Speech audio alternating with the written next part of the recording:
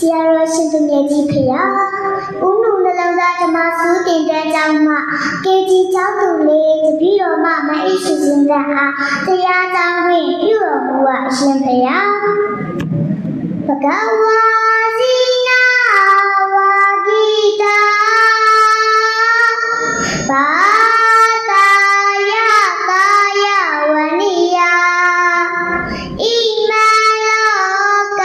မုပါကာတိတေတောဒေတေတုမုတ်တိယဝါဂီတာဇဂယပြပမသောနာမချုံမြဘလိုရအောင်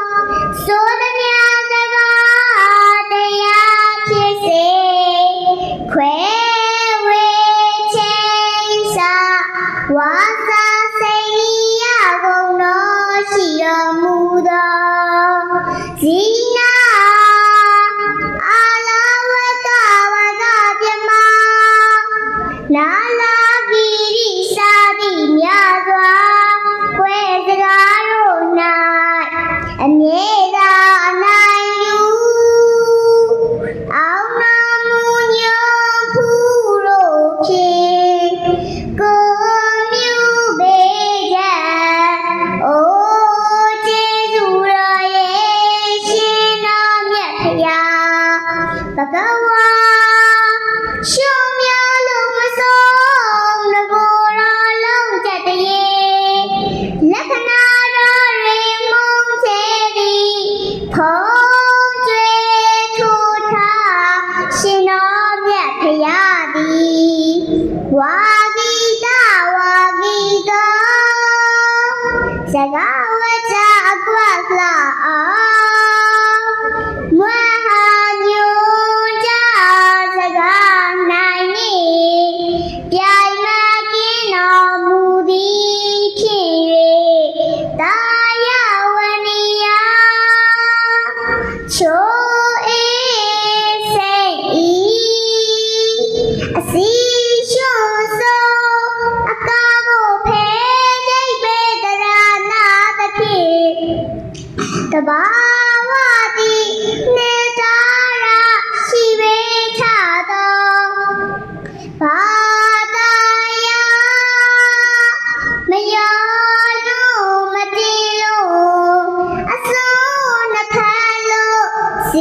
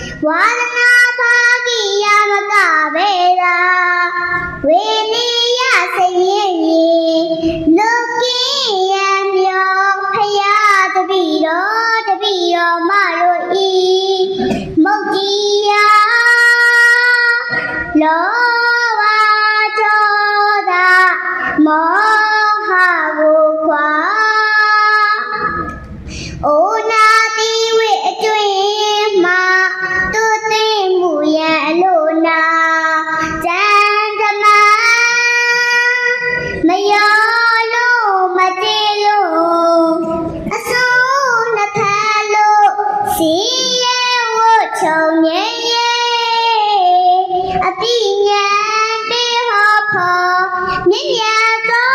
တရားဒေသနာတော်ကိုနောမကံဝါဒနာပါကိယမကဝေသာဝေနေယစေ